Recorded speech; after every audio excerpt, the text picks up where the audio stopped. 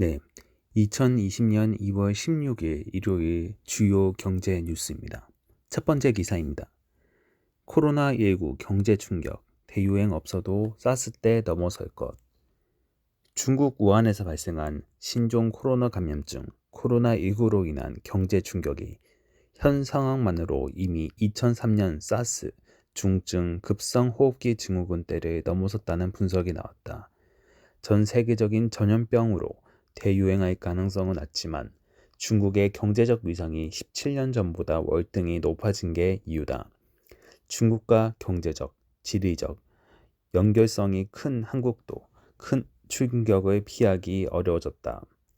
하나금융경영연구소가 16일 신종 코로나 바이러스 확산에 따른 산업별 영향 보고서를 발간했다. 이에 따르면 신종 코로나는 춘절을 전후한 민족 대이동과 중국 정부의 미흡한 초기 대응 등으로 확진자, 사망자가 크게 늘어 최소 2분기까지 중국 경제에 영향을 미칠 전망이다.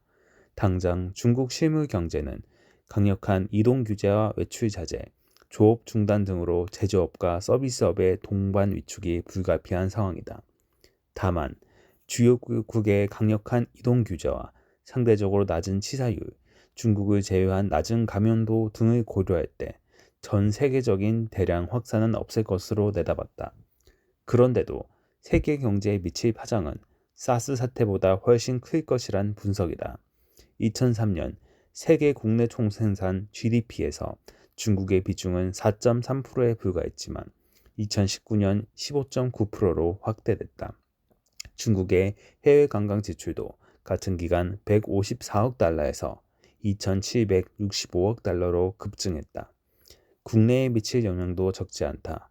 김영준 산업분석팀장은 한국 수출과 입국 관광객의 대중 의존도는 30%를 상회한다며 관광객 축소, 중국 내수 위축, 글로벌 가치사슬 악화 등의 경로로 우리 경제에 타격을 가할 것이라고 말했다.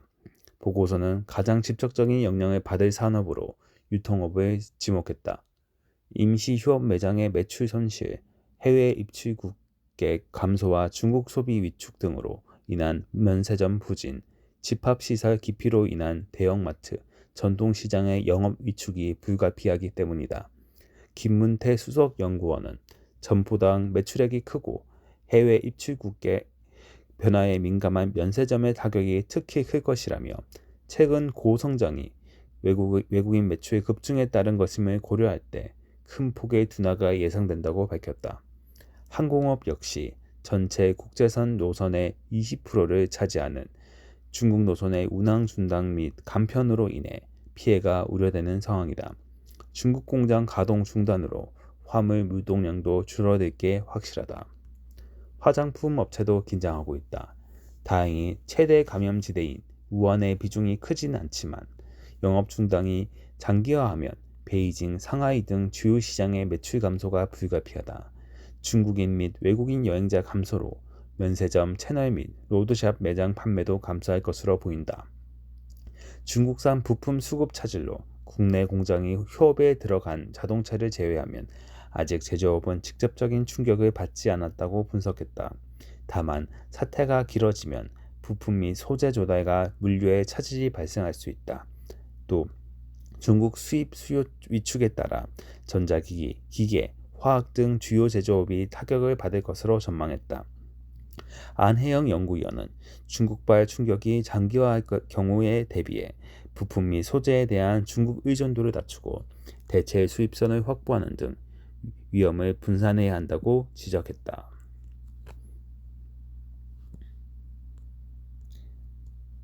네, 두 번째 기사입니다.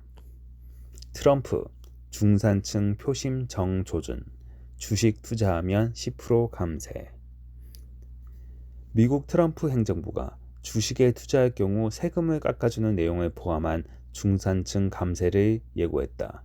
11월 3일 대선과 총선에서 승리하기 위해 중산층의 표심을 잡고 증시와 경기를 부양하려는 전략으로 풀이된다.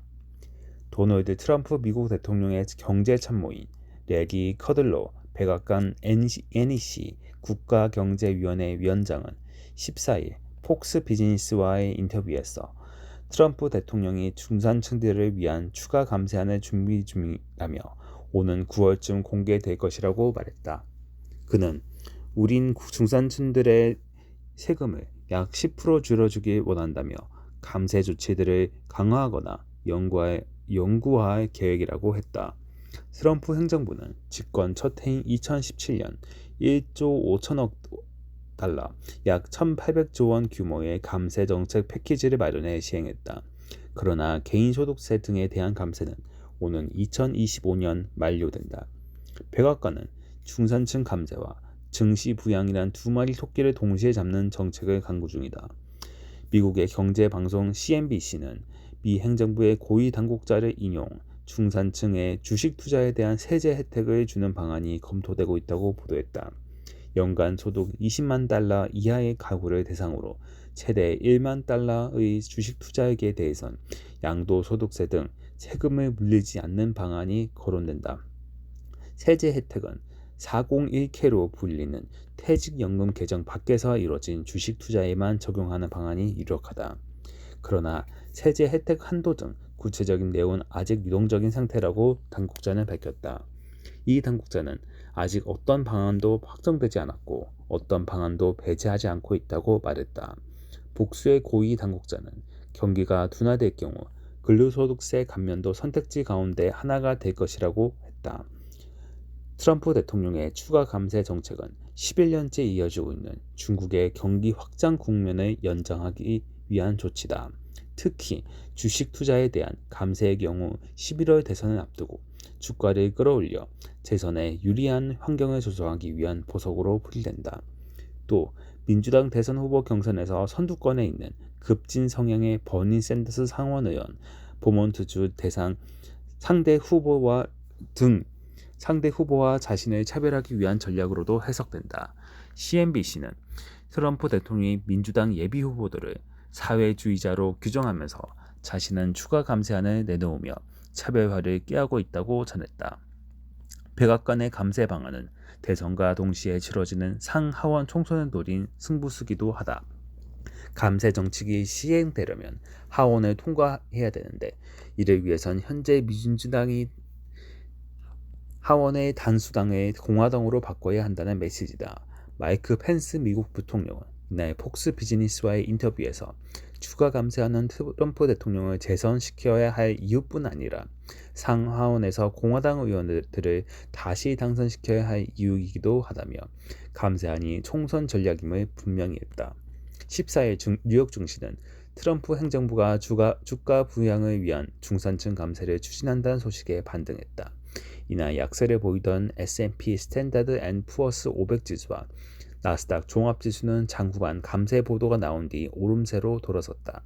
두 지수는 각각 0.18%, 0.20% 오른 채 장을 마치며 사상 최고치를 갈아치웠다.